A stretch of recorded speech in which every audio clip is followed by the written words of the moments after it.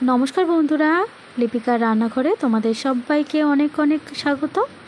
তো আজকের আমি এই বর্ষার মরশুমে গরম গরম মিনি সিঙ্গারার রেসিপিটা তোমাদের সাথে শেয়ার করতে আবারও চলে এসেছি। দারুণ দারুণ খাস্তা, ভীষণ মচমচে এই সিঙ্গারার রেসিপিটা একবার বাড়িতে ট্রাই করবে। এর আগেও আমি সিঙ্গারার রেসিপি ছেড়েছি, সেটা আমার চ্যানেল দেওয়া রয়েছে, সেখান থেকে দেখে নেবে। তো চলো আজকের এই মিনি সিঙ্গারার রেসিপিটা আমি কিভাবে রেডি করেছি সেটাই তোমার সাথে শেয়ার করছি। তো সবার প্রথমে একটা থালার মধ্যে আমি নিয়ে নিচ্ছি 1.25 কাপ পরিমাণ ময়দা। এই ময়দার মধ্যে আমি এবার দিয়ে দেব পরিমাণ মতো লবণ।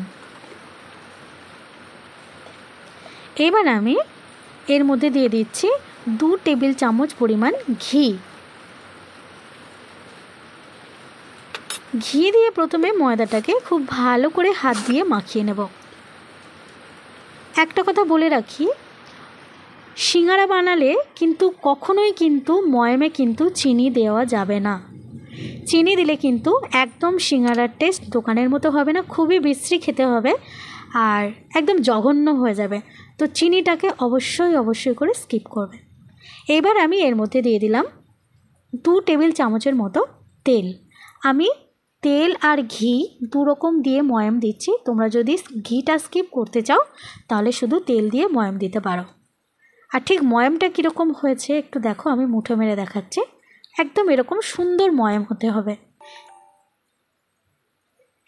তো দেখো ময়াম দেওয়া হয়ে যাওয়ার পরে এর মধ্যে আমি দিয়ে দিচ্ছি অল্প একটু পরিমাণ কালো জিরা। আর এইবার অল্প অল্প করে জল দিয়ে সুন্দর করে একটা ডো বানিয়ে নেব। আজকের আমার এই সিঙ্গারার রেসিপিটা যদি তোমাদের ভালো লেগে থাকে অবশ্যই করে চ্যানেলটাকে সাবস্ক্রাইব করে আমাকে একটু সাপোর্ট করবে এগিয়ে যাওয়ার জন্য। আর ছোট্ট করে একটা লাইক করবে আর একটা কমেন্ট করবে। তো সিঙ্গারার আটাটা মাখা হয়ে গেছে, মানে ময়দার পুরটা রেডি। এবার আমি স্টাফিংটা রেডি করছি। তো এর আগের ভিডিওতে সিঙ্গারার পুর কিভাবে বানাতে হয় সেটা আমি দেখিয়ে দিয়েছি। এই ভিডিওতে আমি একটু ডিফারেন্টভাবে সিঙ্গারার পুরটা রেডি করেছি, এটাও কিন্তু দারুণ টেস্ট হয়েছে। তো একটু স্কিপ করে গেছি। কড়াইয়ের মধ্যে 2 টেবিল চামচ পরিমাণ সাদা তেল দিয়ে থেঁতো করা আদা কাঁচা লঙ্কা দিয়েছিলাম 1 টেবিল চামচ।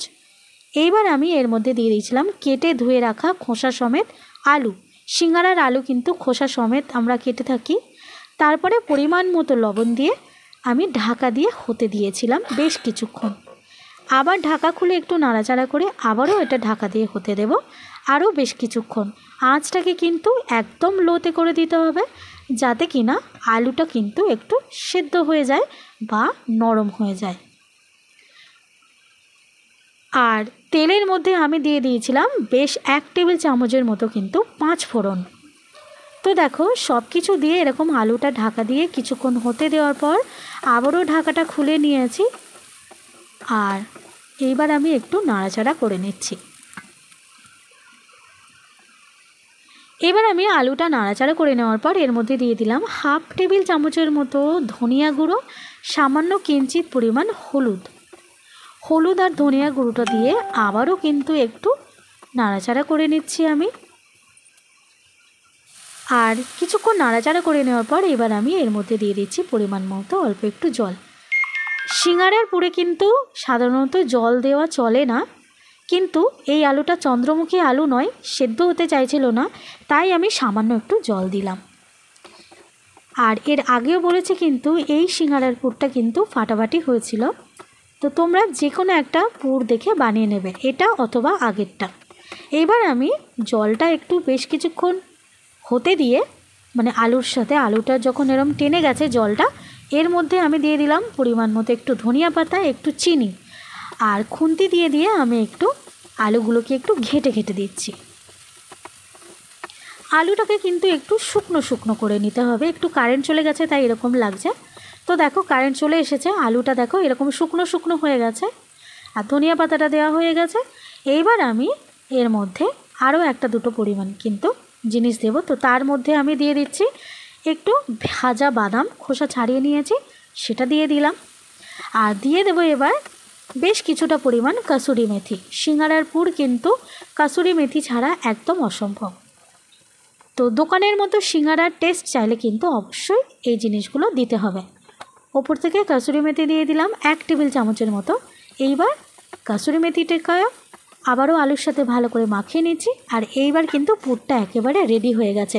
তো চলো এই পুরটাকে এবার আমি একটু ঠান্ডা হতে দেব।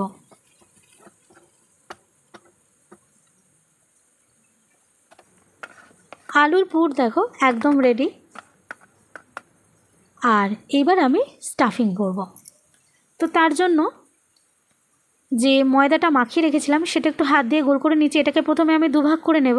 আর সেই দুভাগ থেকে এক ভাগ নিয়ে প্রথমে এরকম একটু ছোট্ট ছোট্ট করে একটু কেটে নিচ্ছি। এবার আমি যেহেতু মিনি সিঙ্গারা বানাচ্ছি সেই জন্য আমি একটু ছোট ছোট করছি লেচিগুলো। তোমরা যদি বড় করতে চাও তাহলে বড় বানাবে। এবার এই কেটে রাখা পিসগুলোকে আমি একটু গোল গোল শেপ দিয়ে নিচ্ছি। এইবার আমি অল্প অল্প করে ময়দা ছড়িয়ে এগুলোকে ডিম্বাকৃতি করে বেলে নেব, যেরকম বেলে আর কি দোকানে। সবাই বলে আমার হাতের সিঙ্গারা নাকি ফাটাফাটি হয়।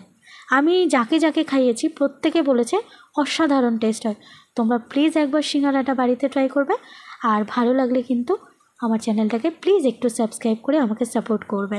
আর এই পর্যন্ত যারা আমার চ্যানেলটাকে সাবস্ক্রাইব করে আমার পাশে আছো তাদেরকে অসংখ্য ধন্যবাদ। এবার দেখো আমি ঠিক কীরকমভাবে মুড়ছি, আমি আস্তে আস্তে একদম খুব ক্লিয়ারলি দেখিয়ে দিচ্ছি। তোমরা এইভাবে কিন্তু সিঙ্গারাগুলো রেডি করে নেবে। আমি একদম দোকানের মতোই বানাতে পারি। এটা আমার মামিমার থেকে শেখা। আমার বড় মামিমা, সেই মামিমার থেকে এই সিঙ্গারার রেসিপিটা কিন্তু আমি শিখেছি। তো দেখো এইভাবে সুন্দর করে ছোট ছোট করে মিনি সিঙ্গারাগুলো আমি গড়ে রেডি করে নিচ্ছি। আরও একটা দেখিয়ে দিচ্ছি সুবিধার জন্য। তো দেখে নাও, ঠিক এইভাবে একবার করে নেবে। দেখো এইদিকে একটু জল লাগিয়ে দিলাম। আর এইবার আঙুলটাকে এইভাবে মাঝখানে রেখে ঘুরিয়ে এটাকে পানের যেমন খিলি করে সেইভাবে দিলাম। মাঝখানে দিয়ে দেব সিঙ্গারার পুর।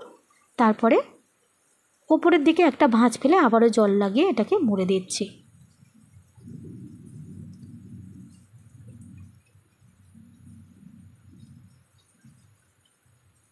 দেখো কত সুন্দর হয়েছে সিঙ্গারাগুলো, বোঝাই যাবে না যে এগুলো বাড়িতে বানানো। আর টেস্টটা কিন্তু একদম ফাটাফাটি। এবার আমি কড়াইয়ে দেখো তেল বসিয়ে দিয়েছি। তেলটা সামান্য হালকা গরম করে নিয়েছি। আর আঁচটাকে একদম মিডিয়ামে রেখে দিতে হবে।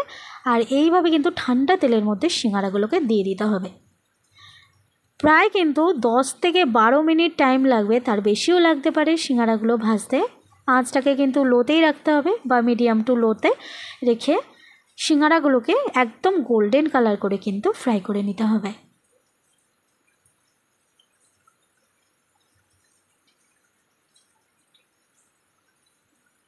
তো আমি প্রথমবার যে কটা রেডি করে নিয়েছিলাম, কড়ার সাইজটা ছোট, সেগুলো আগে আমি রেডি করে নিচ্ছি ভেজে।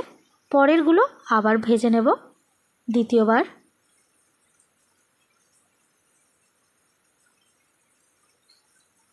সিঙ্গারা ভাজার সময় কিন্তু এই স্টেপগুলো অবশ্যই একটু ফলো করবে, যে সিঙ্গারা কিন্তু ঠান্ডা তেলেই ভাজতে হয়, গরম তেলে নয়। কখনো হাই হিট করে সিঙ্গারা দেওয়া যাবে না। তো দেখো এরকমভাবে উল্টে পাল্টে সুন্দর করে সিঙ্গারাগুলোকে আমি কালার করে কিন্তু একদম কালারফুল করে কিন্তু সব ভেজে নেব।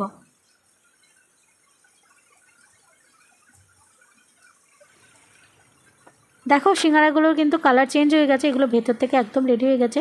তো ব্যাস তৈরি হয়ে গেল একদম দারুণ মচমচে খাস্তা এই মিনি সিঙ্গারার রেসিপিটা কিন্তু প্লিজ তোমরা একবার বাড়িতে ট্রাই করবে। এই বর্ষার মৌসুমে কিন্তু মুড়ির সাথে এরকম গরম গরম সিঙ্গারা কিংবা চাটনির সাথে কিন্তু দুর্দান্ত লাগবে। তো চলো আবারও আমি যেগুলো রেডি করেছি সেগুলো আবার এইভাবে ভেজে নেব। তো চলো আজ এই পর্যন্তই, আবারও দেখা হবে এরকম আরও একটা নতুন রেসিপি নিয়ে। ততক্ষণ সবাই খুব খুব ভালো থাকবে।